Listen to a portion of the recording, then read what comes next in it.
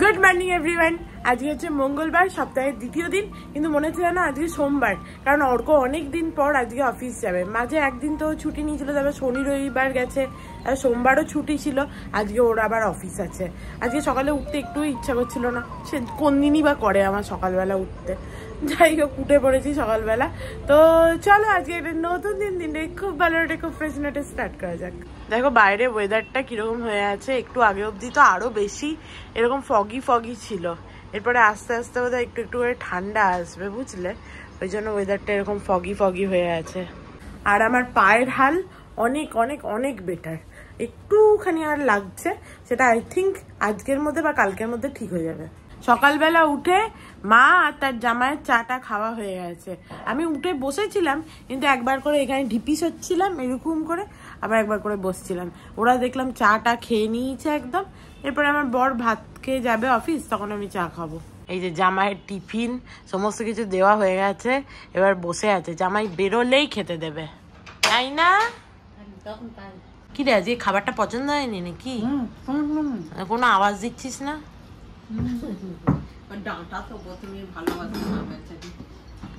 ডাঁটাকে তো আমি খুব ভালোবাসি, তবে আলু কুমড়ো ডাঁটা না করে বেশ মাছের ঝোলে আর ডাঁটা দিয়ে দিলে ভালো হতো। সেটা তো আবার অর্ক ভালোবাসে না। অর্ক ডাঁটাই ভালোবাসে না, ওর দাঁতের মধ্যে ঢুকে যায়, তাই না?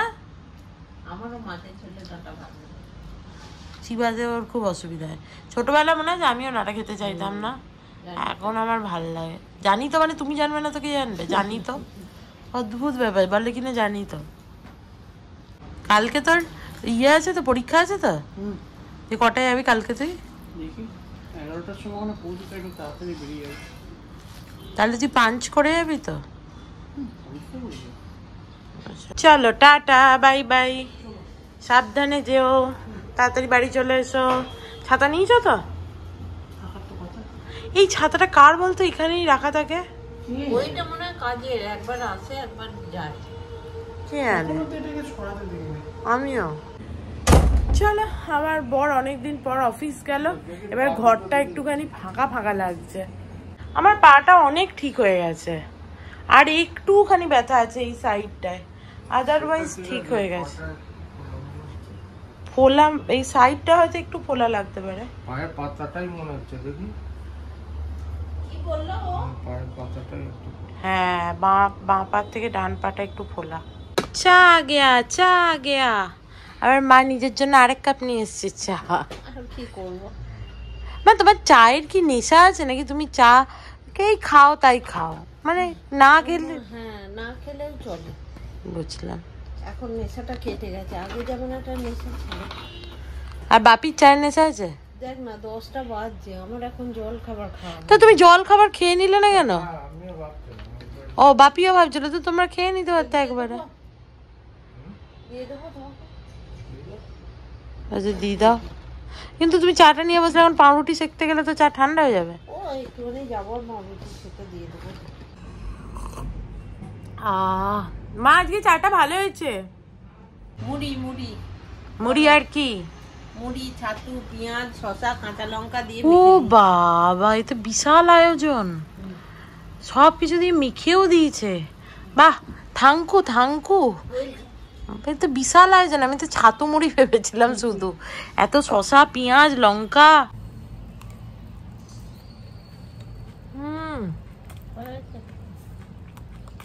ফাটাফাটি, দাও হয়েছে। মা বললো কি খাবি? দুধ মুসলি, দই মুসলি খাবো না। দিয়ে আমি আমাদের একটু ওটসের খিচুড়ি করে দাও। মা বললো এখনই বেজে গেছে 11:30, যেহেতু টাইম লাগবে করতে, খাবি? তাহলে ছাতু মুড়ি দিয়ে দাও। যে ছাতু মুড়ি এত কিছু দিয়ে মেখে ঝুঁকে দিয়েছে। বাহ, তোমার তো হেভি ব্যাপার চলছে। আমি কফি আর চিপস খাচ্ছি। সে তো দেখতেই পাচ্ছি। চান করবে না কো, খাবে না কো, কাজের লোক আসবে না কো, খাই। বাবা, দেখছি খেতে করে কি আসছে, সুন্দর গন্ধ বেরোচ্ছে, তার সঙ্গে হাতে আবার চিপসও দেখছি। ভালোই ব্যবস্থা চলছে তো তোমার মা। আমিও তোমার থেকে 2 ঢোক কফি খাবো, এনেছোই যখন। বললে না, বললে তো হবে না, খেয়ে নিয়ে খেয়ে নেবো না। মুন্ডু নাড়াচ্ছে। চলো, আন্টি কাজ করে চলে গেছে।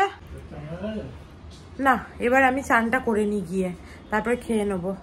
এখন আন্টি একটু লেটে আসে তো, আগের আন্টি যেরকম 12টার সময় আসতো, এবার আমাকে করে দিচ্ছে এই না কত, তো একটাই হয়েছে এর টাইম। তো কি আর করা যাবে, যার যেরকম টাইম সেটাই, নাহলে আমি কোথায় লোক খুঁজতে যেতাম সেটা ভাবো। দেখো দেখো দেখো পায়রা দুটো কিরকম গুটুর গু করে এখানে।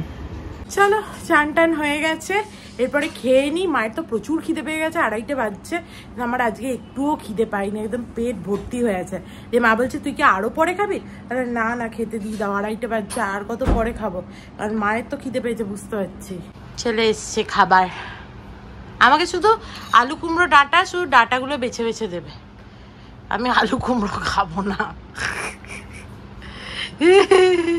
ডাঁটাটা কি করবো, আলু কুমড়োর ডাঁটা দিয়ে করে ফেলো। এবার এখন তোমরা কুমড়োগুলো আলুগুলো খাও, আমাকে কিন্তু ডাঁটাটা দেবে। ঠিক আছে, একটু আলু দিয়ে, কুমড়ো খাবো না, আমার খাওয়ার একটু ইচ্ছা নেই, আমার ভালো লাগছে না খেতে, জাস্ট বসতে হয় তাই বসছি। এই হচ্ছে সেই সুস্বাদু আলু কুমড়ো ডাঁটার তরকারি। একটা আলুও দাও, একটা আলু দাও। খারাপ লাগছে না তরকারিটা দেখে, আমার কুমড়ো খাওয়ার একটু ইচ্ছা নেই। থ্যাংক ইউ, হয়ে গেছে, একটা আলু দাও। বাপি ডাঁটা চিবাতে পারে? হ্যাঁ, দাঁতে ঢুকে যায় না? হাসি না, সত্যি বলছি, তোমার দাঁতে ঢোকে না? তুমি তো বলো তাই।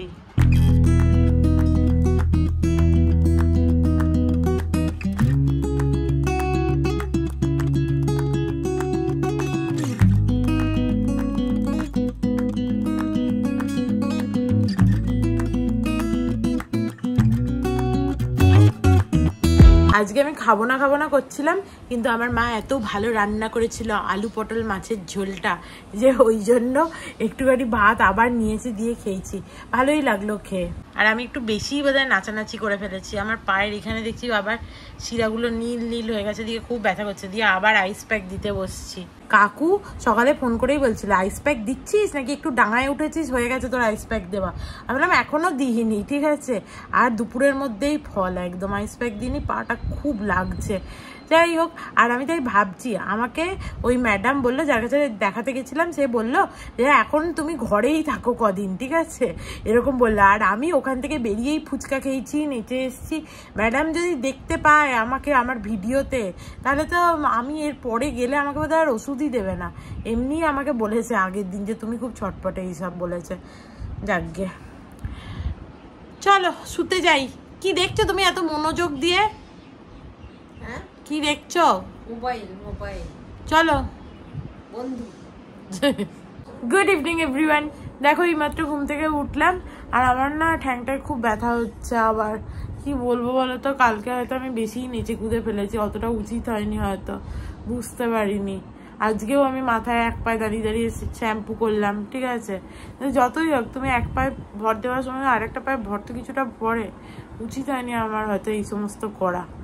নিয়ে আমার পাটা না আবার সব নীল হয়ে ফুলেছে, ভালো লাগছে না আমার আর। দেখো, দেখলেই বুঝতে পারবে, এখানে নীল শিরাগুলো, এই দিকটাও পুরো নীল হয়ে গেছে পায়ের। ভেবেছিলাম হয়তো আজকাল করে ঠিক হয়ে যাবে, কোথায় কি।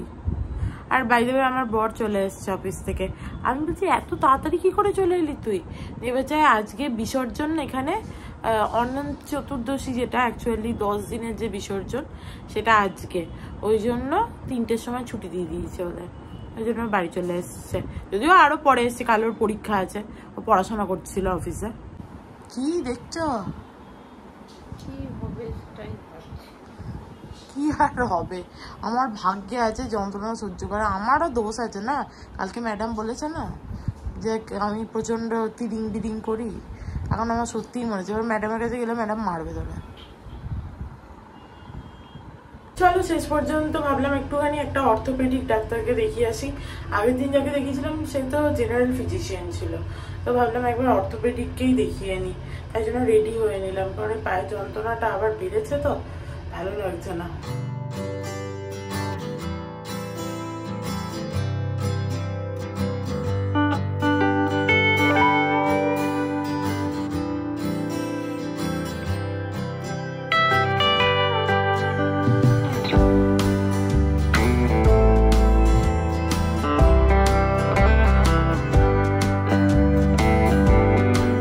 দেখো এখানে চাঁদটা কি সুন্দর দেখতে লাগছে। অর্ক এখানে গাড়িটা পার্ক করছিল, আমি চাঁদটাই দেখছিলাম, দারুণ লাগছে। চ চেম্বারে ঢুকেই নিচেতে কি সুন্দর গণপতি মূর্তিটা, একদম শ্বেত পাথরের, দারুণ লাগছে। গণপতি বিসর্জন হচ্ছে রে, বাহ। চলো ডাক্তার দেখিয়ে নিয়েছি। ডাক্তার বললো যে যা ওষুধ খাচ্ছিলে খাও, আর একটা জেল অ্যাড করে দিয়েছে, সেটাতে লাগাতে বললো। ফ্র্যাকচার এই সমস্ত কিছু মানে হয়নি, ঠিক আছে, এমনি পাটা ঠিকই আছে, একটুখানি জেল লাগাও, একটু দুদিন কষ্ট হবে, বালিশের ওপর পা তুলে শোবে, এই সেই এরকম বললো। তো এই হচ্ছে ব্যাপার। চলো বাড়ি চলে এসছি। আর এত আওয়াজ কিসের বলো তো, সামনে ওই প্রতিমার আজকে বিসর্জন আছে, ওই জন্য। চলো দেখি একবার এখান থেকে, গেট থেকে।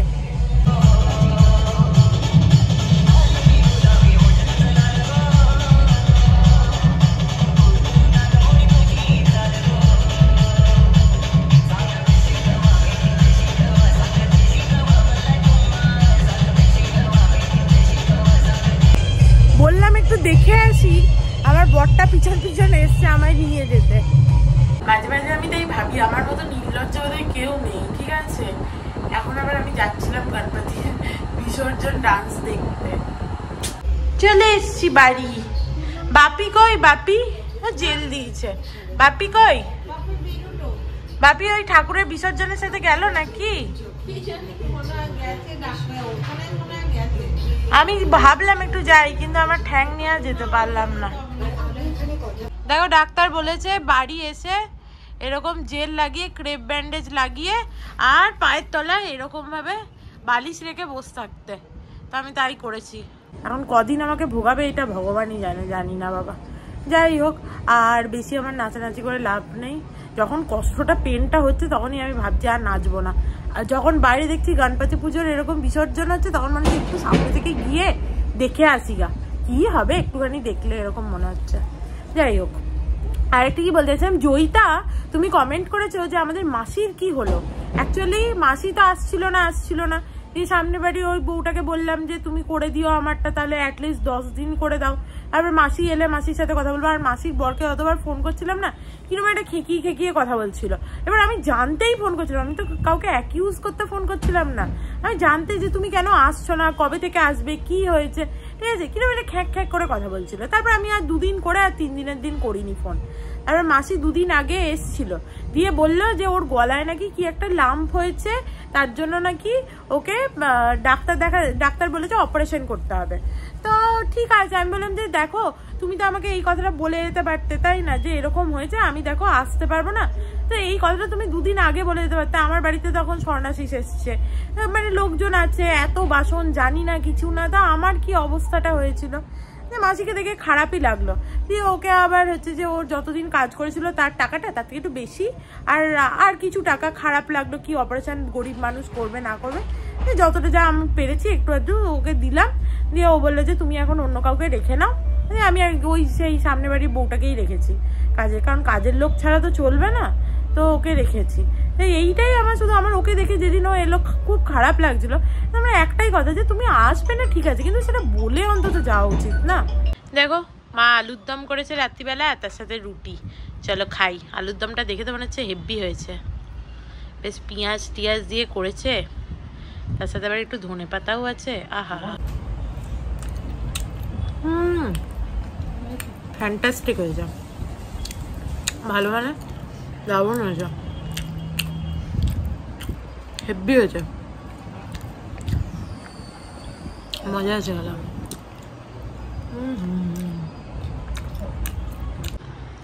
কেমন আছে? কই তোমার যে আইসক্রিমের ঝুলি নিয়ে বসলে, খাও, একটু গলতে হবে। হ্যাঁ সেটা ঠিক, ডিপ ফ্রিজে থাকলে হয়। আর আমার পাটা এত যন্ত্রণা হচ্ছে, ক্রেপ ব্যান্ডেজ তো বাঁধাই আছে। এই সোফাতেই ভাবছি আজকে শুয়ে পড়বো রাত্রিবেলা, তাহলে এখানে অনেকগুলো কুশন আছে, তো পায়ের মধ্যে দিয়ে এরকমভাবে শুতে পারবো, তাহলে যদি কিছুটা আরাম হয়। হঠাৎ করে যন্ত্রণাটা বেড়ে গেছে, ভালো লাগছে না। তো যাই হোক, চলো আজকের মতো ভিডিওটাকে এখানেই এন্ড করছি। If you like something then please do like, share and subscribe to my channel and stay healthy and happy. All the best. Love you, by.